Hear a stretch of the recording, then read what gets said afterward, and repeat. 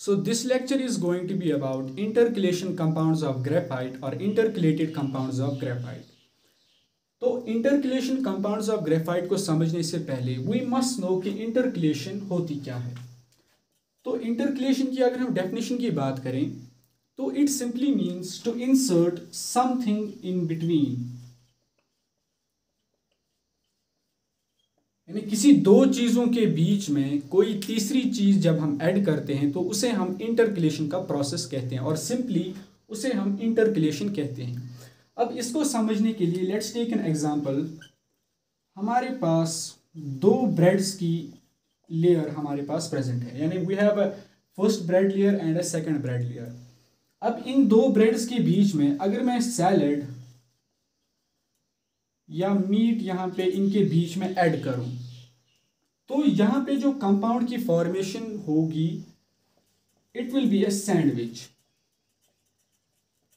और we can say salad और meet layer जो हमने दो ब्रेड लेयर्स के बीच में इंसर्ट की, इस प्रोसेस को हम इंटरकलेशन कहते हैं। और इंटरकलेशन करने के बाद जो हमें कंपाउंड की यहाँ पे फॉर्मेशन होती है उस कंपाउंड को हम इंटरकलेटेड कंपाउंड कहते हैं। अगर हम इस ब्रेड की एग्जांपल ले तो ये ब्रेड जो है इन दो ब्रेड्स के बीच में, इन दो ब्रेड लेयर्स के बीच में जब मैंने या सैलड या मीट इसके बीच में इंसर्ट किया तो मुझे यहाँ पे जो कंपाउंड की फॉर्मेशन हुई वो एक सैंडविच की यहाँ पे फॉर्मेशन हो रही है।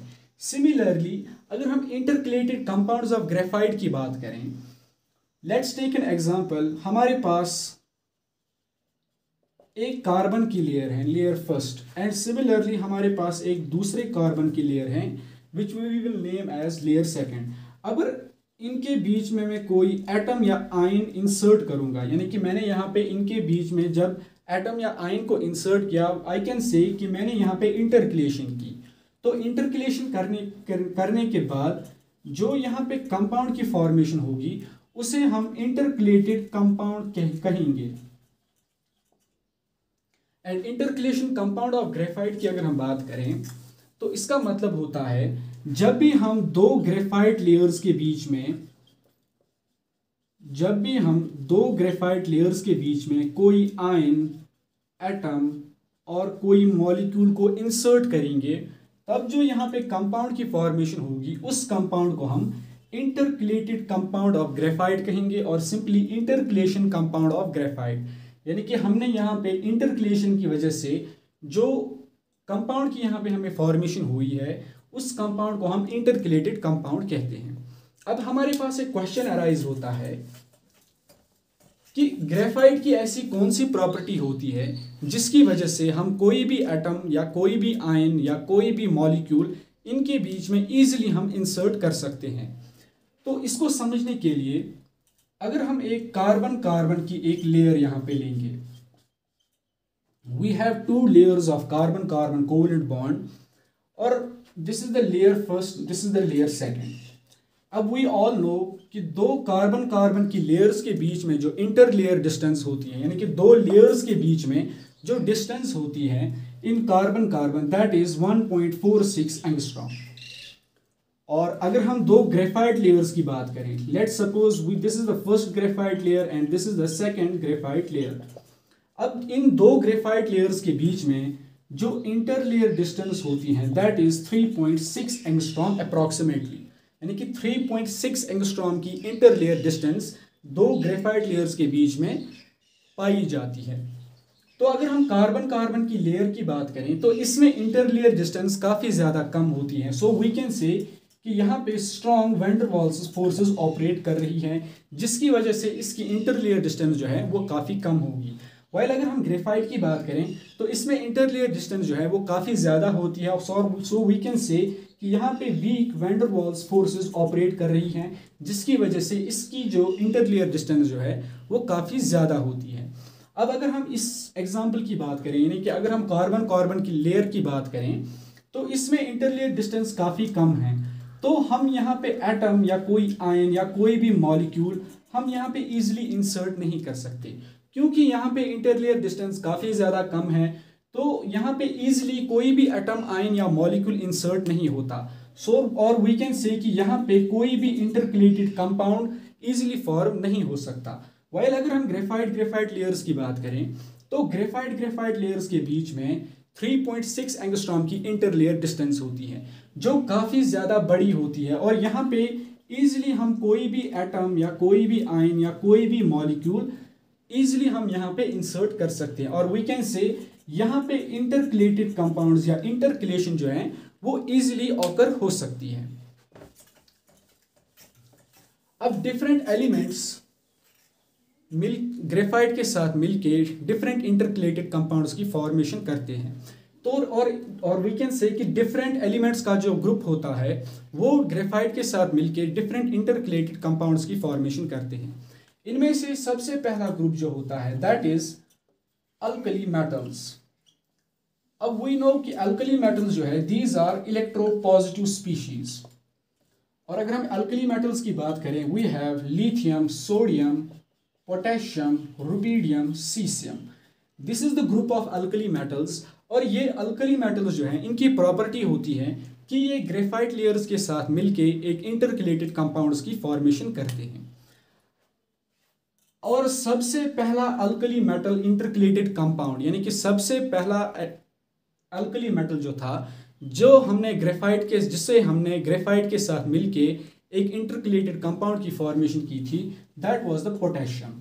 और अगर हम देखें ये जो डिफरेंट अल्कली मेटल्स होते हैं ये ग्रेफाइट के साथ मिलके डिफरेंट इंटरकलेटेड कंपाउंड्स की फॉर्मेशन करते हैं। फॉर एग्जांपल अगर हम लिथियम की यहाँ पे बात करें तो लिथियम जो है लिथियम जब भी ग्रेफाइट के साथ रिएक्ट करता है एट 500 डिग्री सेल्सियस तो यहाँ पे C12Li का एक इंटरकलेटेड कंपाउंड यहाँ पे फॉर्म होता है। एंड सिमिलरली अगर हम सोडियम की बात करें तो सोडियम ग्रेफाइट के साथ रिएक्ट करता है एट 500 डिग्री सेल्सियस टेम्परेचर और यहाँ पे C64Li कंपाउंड की फॉर्मेशन होती है। This C64Li compound is the intercalated compound of lithium with graphite. And similarly अगर हम पोटेशियम की बात करें तो पोटेशियम ग्रेफाइट के साथ रिएक्ट करके यहाँ पे C8 के इंटरकलेटेड कंपाउंड की फॉर्मेशन करता है। एंड सिमिलरली अगर हम रुबिडियम और सीसियम की बात अगर हम सीसियम और रुबिडियम की बात करें ये भी इसी सिमिलर फैशन में ग्रेफाइट के साथ रिएक्ट करते हैं और यहाँ पे C8Rb और C8CS कंपाउंड की यानी कि C8Rb और C8CS इंटरकलेटेड कंपाउंड्स की यहाँ पे फॉर्मेशन करते हैं। अब हमारे पास एक क्वेश्चन अराइज होता है कि ये इंटरकलेशन होती कैसे है। तो इसको समझने के लिए वी हैव ऑलरेडी डिस्कस्ड कि दो ग्रेफाइट लेयर्स के बीच में जो इंटरलेयर डिस्टेंस होती है दैट इज 3.6 एंगस्ट्रॉम। यानी कि दो ग्रेफाइट लेयर्स के बीच में जो इंटरलेयर डिस्टेंस होती है वो 3.6 एंगस्ट्रॉम की होती है। अब फॉर एग्जांपल अगर हम एक पोटेशियम की बात करें, जब हम पोटेशियम को ग्रेफाइट के साथ रिएक्ट कराते हैं तो यहाँ पे C8 के कंपाउंड की फॉर्मेशन होती है और यहाँ पे दो ग्रेफाइट लेयर्स के बीच में इंटरलेयर डिस्टेंस काफ़ी ज़्यादा हाई होती है। फॉर एग्जांपल जब हमने ये रिएक्शन यहाँ पे की तो यहाँ पे C8 के कंपाउंड की यहाँ पे फॉर्मेशन हो रही है। यानी कि दो ग्रेफाइट लेयर्स के बीच में this is the layer first, this is the layer second, यानी कि ये दो ग्रेफाइट्स की लेयर है। इन लेयर्स के बीच में पोटेशियम को हमने यहाँ पे इंसर्ट करवाया, यानी कि यहाँ पे इन दोनों के बीच में इन दो ग्रेफाइट लेयर्स के बीच में पोटेशियम जो है वो इंसर्ट हो रहे हैं। लेट्स सपोज कि यहाँ पे जो पोटेशियम ने इंटरलेयर डिस्टेंस जो है वो यहाँ पे 0.6 एंगस्ट्रॉम की और 0.6 एंगस्ट्रॉम की इंटरलेयर डिस्टेंस को यहाँ पे पोटेशियम ऑक्यूपाई कर रहा है। और वी कैन से कि यहाँ पे जो इंटरस्टिशियल साइट्स जो है वहाँ पे 0.6 एंगस्ट्रॉम ये पोटेशियम एटम यहाँ पे ऑक्यूपाई कर रहा है। सो वी कैन से कि स्टिल हमारे पास यहाँ पे 3 एंगस्ट्रॉम की इंटरलेयर डिस्टेंस और 3 एंगस्ट्रॉम की इंटरस्टिशियल साइट्स जो है वो अभी भी वैकेंट है। तो ये जो यहाँ पे कंपाउंड की जो फॉर्मेशन होगी this compound is called first stage compound. इस कंपाउंड को हम फर्स्ट स्टेज कंपाउंड कहते हैं। यानी कि फर्स्ट स्टेज कंपाउंड वो वाला कंपाउंड होता है जो सबसे पहले रिएक्ट करता है ग्रेफाइट लेयर्स के। और वी कैन से कि जो फर्स्ट स्टेज का कंपाउंड जो होता है ये ऐसा कंपाउंड होता है, ये तभी फॉर्म होता है जब हम दो ग्रेफाइट लेयर्स के बीच में किसी एलिमेंट को ऐड करते हैं और वहाँ पे बहुत ज़्यादा इंटरस्टिशियल स्पेस जो है वो रह जाती है। अब अगर हम यहाँ पे देखें, यहाँ पे इस रिएक्शन के दौरान यहाँ पे 3 एंगस्ट्रॉम की इंटरलेयर डिस्टेंस और 3 एंगस्ट्रॉम की इंटरस्टिशियल साइड जो है वो अभी भी यहाँ पे रह जाती है।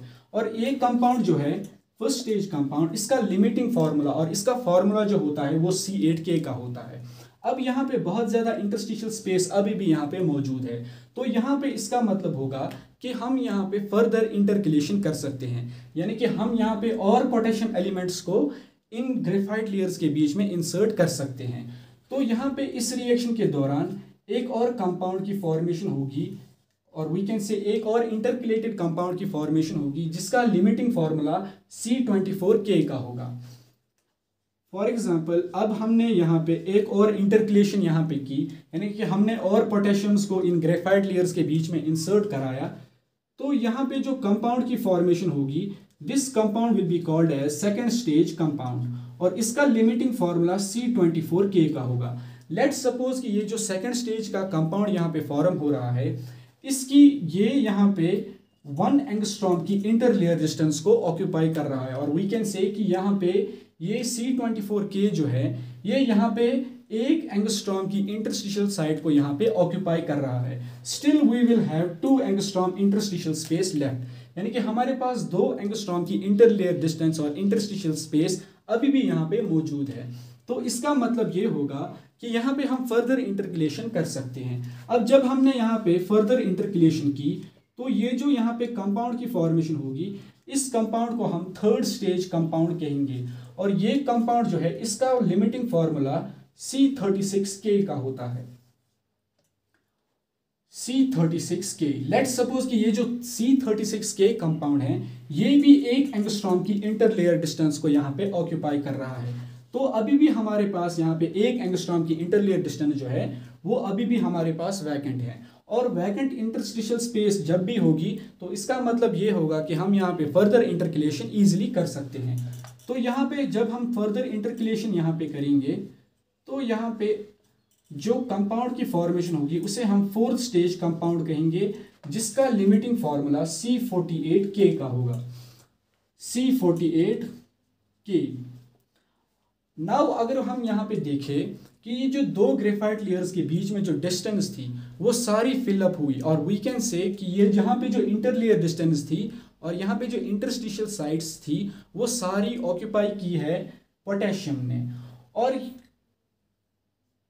यहाँ पे जब भी पोटेशियम सारी इंटरलेयर डिस्टेंस को ऑक्यूपाई करेगा तो यहाँ पे एक वेल कैरेक्टराइज्ड स्ट्रक्चर की फॉर्मेशन होगी, यानी कि यहाँ पे कोई भी इंटरस्टिशियल साइट और इंटरस्टिशियल स्पेस बाकी नहीं रही। तो इसका जो स्ट्रक्चर होगा वो काफ़ी बेहतरीन स्ट्रक्चर होगा और जब भी सारी इंटरस्टिशियल साइट्स इंटरकलेशन के दौरान भर जाती हैं तो उसके बाद हम कोई भी इंटरकलेशन नहीं कर सकते। अब यहाँ पे क्वेश्चन अराइज होता है कि यहाँ पे हम इंटरकलेशन क्यों नहीं कर सकते।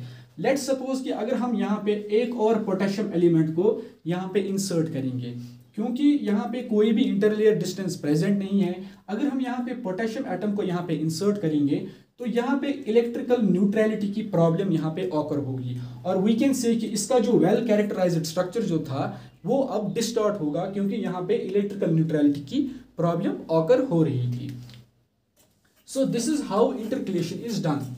अब हमारे पास एक और क्वेश्चन यहाँ पे रह जाता है कि ये इंटरकलेटेड कंपाउंड जो है ये क्यों, इनकी इंपॉर्टेंस क्या होती है। अब वी नो कि ग्रेफाइट जो है, ग्रेफाइट एलिमेंट जो है, this graphite is a diamagnetic species.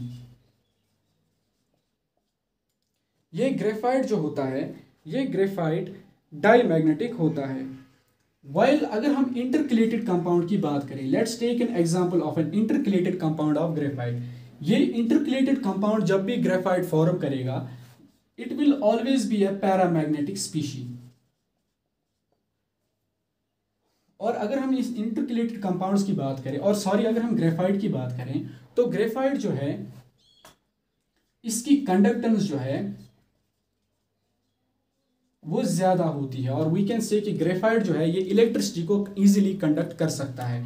While अगर हम ग्रेफाइट के इंटरकलेटेड कंपाउंड की बात करें तो इसकी कंडक्टेंस जो होती है, यानी कि इसकी इलेक्ट्रिसिटी को कंडक्ट करने की कैपेसिटी जो होती है वो ग्रेफाइट से भी ज़्यादा होती है, और इसकी जो कंडक्टेंस होती है वो इन्वर्सली प्रोपोर्शनल होती है टेम्परेचर के, यानी कि जो भी ग्रेफाइट का इंटरकलेटेड कंपाउंड होता है इसकी कंडक्टेंस जो है वो डिक्रीज होती है with the increase in temperature. For example we have an intercalated compound C8K। अब ये C8K जो है, अगर मैं इस C8K इंटरकलेटेड कंपाउंड का टेम्परेचर राइज करूंगा तो इसकी जो कंडक्टेंस जो है वो डिक्रीज होगी, और अगर मैं इस C8K का ये जो इंटरकलेटेड कंपाउंड जो है अगर मैं इसका टेम्परेचर डिक्रीज करूंगा तो इसकी कंडक्टेंस जो है वो इंक्रीज होगी। और इस चीज़ से हमें ये भी पता चलता है कि इन इंटरकलेटेड कंपाउंड्स में जो बॉन्डिंग होती है वो इलेक्ट्रॉन्स के शेयर होने की वजह से होती है। अब यहाँ पे अगर हम यहाँ पे एक इंटरकलेटेड कंपाउंड ऑफ ग्रेफाइट की बात करें तो यहाँ पे जो ये मेटल है यानी कि यहाँ पे जो पोटेशियम है, ये पोटेशियम जो है ये अपने वैलेंस इलेक्ट्रॉन ग्रेफाइट के कंडक्टिंग बैंड्स को शेयर करता है, जिसकी वजह से ये दोनों आपस में बॉन्ड कर पाते हैं।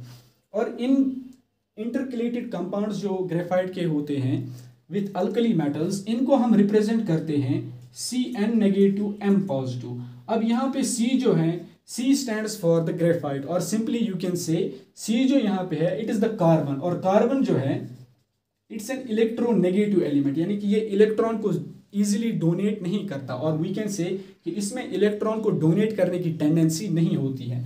And this M positive stands for metal. अब वी नो कि मेटल्स की प्रॉपर्टी होती है ये इजीली इलेक्ट्रॉन्स को यहाँ पे डोनेट कर पाते हैं, तो CnM पॉजिटिव से हम इनको रिप्रेजेंट करते हैं।